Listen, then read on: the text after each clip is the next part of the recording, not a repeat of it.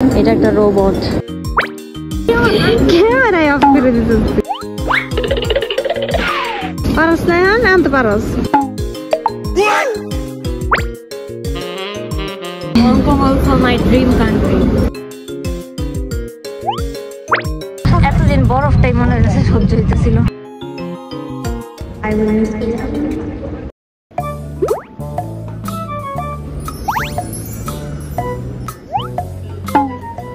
সামনে হঠাৎ করে একটা জিনিস খেয়াল করতে পারলাম, তারপর একটু চায়া দেখলাম জিনিসটা আসলে কি। পরে দেখলাম জিনিসটা একটু তো মানুষের মতনই দেখা যায়, তার মানে কি এটা রোবট নাকি? গাইস, এটা হচ্ছে সেই রোবট যে ছবি তুলে। I want to take a picture.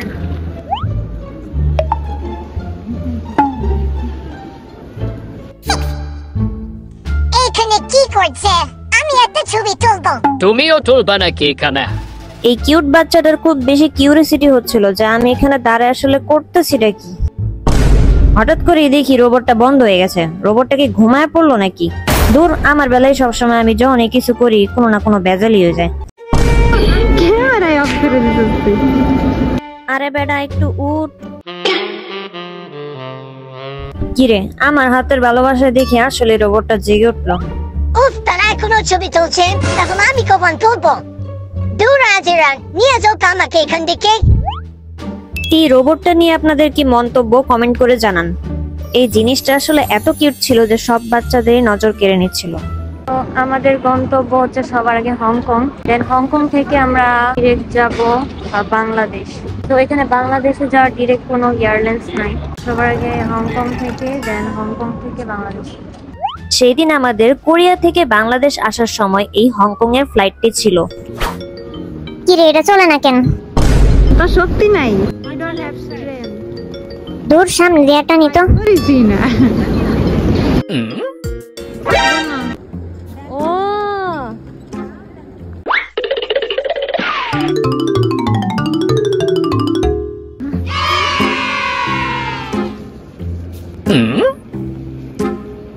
Bag টেনে এত বেশি আমার টায়ার্ড লাগতেছিল, তারপর আপু বলতেছে একদম সেই লাস্ট মাসা পর্যন্ত যেতে হবে।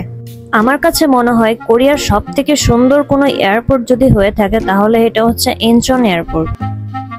এই ব্লগটি আমার রেকর্ড করা ছিল একদম 1 বছর আগে, যদিও আমি তখন টাইম পাইনি বিধে আমি এই ব্লগগুলো দিতে পারিনি। আর এটা ছিল আমার কোরিয়ার শেষ দিনের ব্লগ, যেখানে আমি বাংলাদেশ আসার সময় এই ব্লগটা করেছিলাম।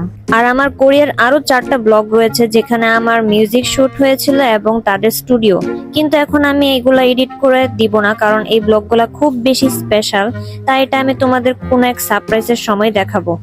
আর তখন অলমোস্ট 9টা বাজে আর আমাদের ফ্লাইট ছিল একদম 10টার দিকে। আর কোরিয়াতে একটা জিনিস অনেক বেশি ভালো, সেটা হচ্ছে আপনি নিজেই আপনার বোর্ডিং পাস নিতে হবেন। বাংলাদেশে যেরকম লাইন ধরে বোর্ডিং পাস নিতে হয়, এটার মধ্যে আবার সেই ঝামেলা নেই।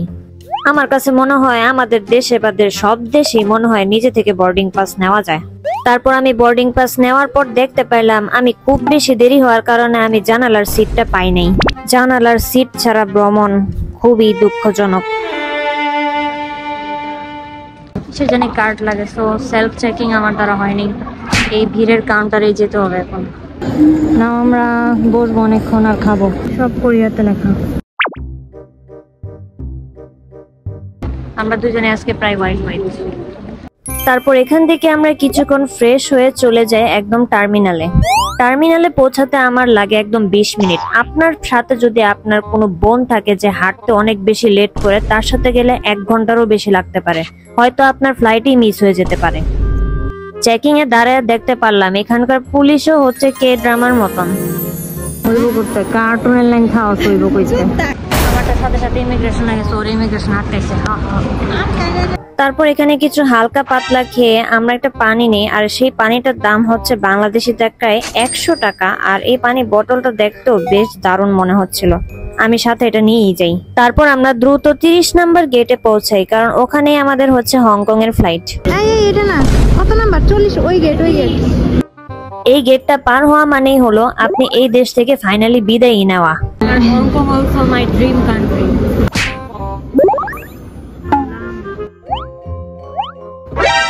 ননি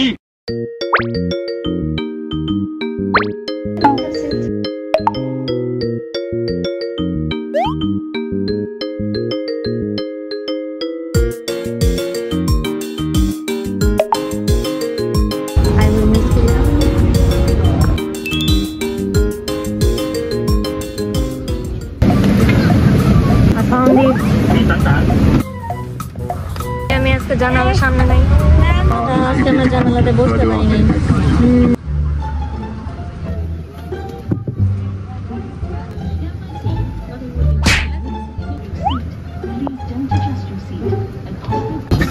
হাস কইরা লাভ দিতে বই পুরা জানলাতে বাইরে, এরকম যেন কারো লাগে না হোক, সাবধানে যাই। তারপর আমি প্লেন টেক অফ হওয়ার আগে ডোরেমনটা চালু করছি, কারণ আমার কাছে এই সময়টা কেমন জানি একটা বুক ধরফর করে। একবার টেক অফ আর একবার ল্যান্ড অফের সময়, সরি ল্যান্ড কি কয় এটারে, দূর বুলেস। কি রে, প্রায় আধা ঘন্টার মতন হয়ে গেছে, প্লেনটা এখনো উঠতেছে না, বুঝলাম না। আর মানুষের এই উইন্ডো সিট দেখা তো আমার আরো হিংসা হইতেছে। তারপর জিত করছি যেমনি হোক পরের প্লেনটাতে আমি অবশ্যই উইন্ডোর সিট নিব। তারপর একটা জিনিস খেয়াল করি, আমাদের ফ্লাই করার আগেই দেখি ডোরেমন আমাদের আগে ফ্লাই করে ফেললো।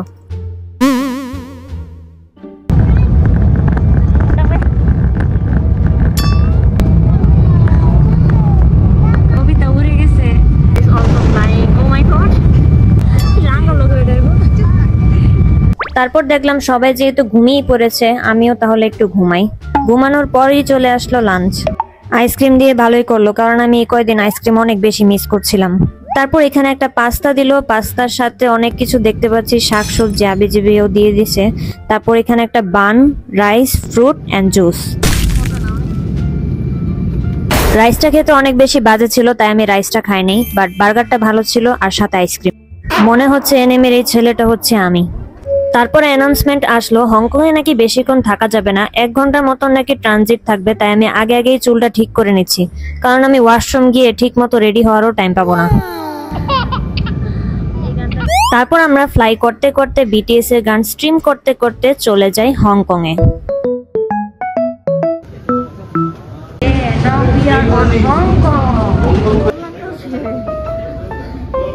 হাতে আর 1 ঘন্টা আছে। আমি ভেবেছিলাম নেক্সট ফ্লাইটের ট্রানজিটটা হবে আপাতত 2 ঘন্টার মতন, কিন্তু এখানে 1 ঘন্টাও যেহেতু সময় নেই, তাই আমাদের তাড়াতাড়ি করে আগের ফ্লাইটটা দেখতে হবে কোন বোর্ডিং পাসে, দেন তোমাদের একটু দেখাতে পারবো যে হংকং এ আসলে এখানে কি কি আছে। আমার আস্তে আস্তে এখানে দেখি গরম লাগা শুরু হয়ে যাচ্ছিল, কারণ কোরিয়াতে এত বেশি ঠান্ডা ছিল আর এখানে টেম্পারেচার মনে হচ্ছে একটু বেশি। বোর্ডিং টাইম শুরু হয়ে গেছে ঢাকার, তো আমাদের হাতে 1 ঘন্টাও সময় নাই। তো বড় একটা এয়ারপোর্ট, এত কম টাইম দিছে। হারি পরিমাণ চেকিং আর ইমিগ্রেশন। আমরা এখন আসছি হংকং এ, আর গেট 71 এ যাবো, আর আমাদের হাতে সময় নাই। আর সব সময় ওরে আটকায়, আমারে কোনো দিনও আটকায় নাই এই পর্যন্ত। এটা আমার দোষ না ভাই, এটা তাদের মেশিন সমস্যা ভাই। ওরে কেন দেখতে মনে চোরের মতো এখানে। চোরের মতো না রে ভাই, সেটিং স্প্রে, তোমার সেটিং স্প্রে এর কারণে একবার আটকাইছিল আমারে, আবার আমার মেকআপ সেটিং স্প্রে এর কারণে আমার আটকাইছে আরেকবার। আরে তাদের সমস্যাটা কি? আরো বাগিচা আবার ক্লিয়ার আর কবে আটকাইলো আমারে? ওটা তো তাদের মেশিনই কাজ করে না ভাই, তারাই কইতেছিল তাদের মেশিন ফল। আশ্চর্য লাগে ভাই, পাসপোর্ট স্ক্যান করতে পারে না এরকম ফালতু মেশিন। আর এখানে আমরা যে স্টোরি নিয়ে কথা বলছিলাম সেটা হচ্ছে, পুলিশ যতবারই ইমিগ্রেশনে ওরে দেখে কোনো কিছু কোয়েশ্চেন করলে যে আপনি কেন এই দেশে ট্রাভেল করতে আসছেন, তখন সে হেসে দেয়, মানে কোনো ঠিক মতো জবাব টবাব দেয় না, যার কারণে পুলিশ মনে করে সে ইলিগাল ভাবেই আসছে নাকি, যার কারণে ওরে বারবার আটকায় আজাইরা। আর এই জায়গাটা হচ্ছিল হংকং এর একদম এয়ারপোর্টের ভিতরে, আর এখানে সবকিছু একদম হচ্ছে শপিং মল। আর এই পান্ডাটা দেখতে মনে হচ্ছে আমার বোনের মতন, এভাবে সারাদিন আজাইরা বইসা থাকে। আমার অনেক ক্ষুধা লাগছে গাইস। অলরেডি খাইছস? আরে কিছু মানে কি খাইছি জানি না, অনেক খাইছি তারপর ক্ষুধা লাগছে না। বাংলাদেশে যাওয়ার আগে ক্ষুধা লাগবেই স্বাভাবিক।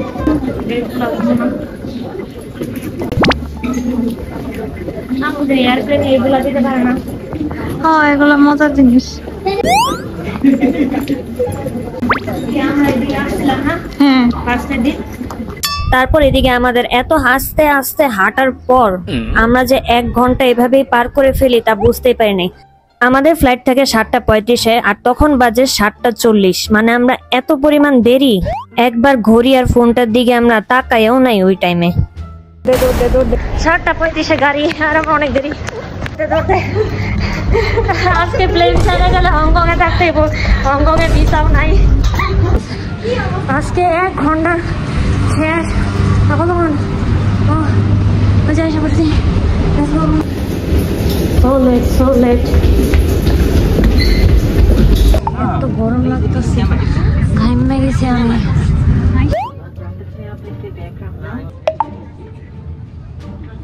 সিটটা আসলে আমাদের না, বাট আমরা নিয়ে নিছি।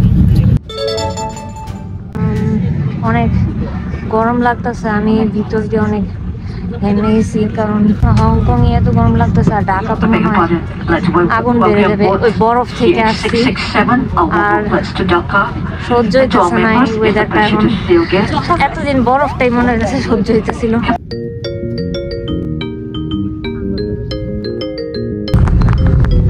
যাচ্ছে এখন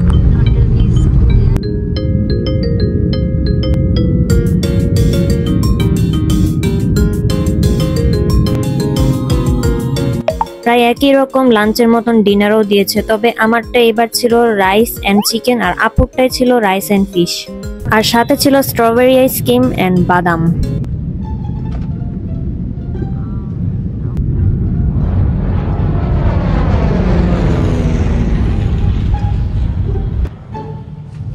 আর এই যে আমরা ঢাকায়, অলরেডি আমার চেহারাটা ভাঙা লেগেছে।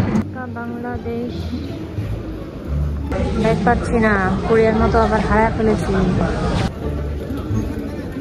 শেষবারের মতন এখানে ইমিগ্রেশন পাস করলাম, আর এখানে যখন আমি বললাম আমি হংকং থেকে আসছি, ওই লোকে দেখে আমার সাথে ইংলিশে কথা বলা শুরু করছে আজাইরা। পরে আমি বললাম না রে ভাই, আমি বাংলাদেশে আসতেছি, কারণ বাংলাদেশ আমার বাসা। আজাইরা I think he missed us. ওরে বাবা,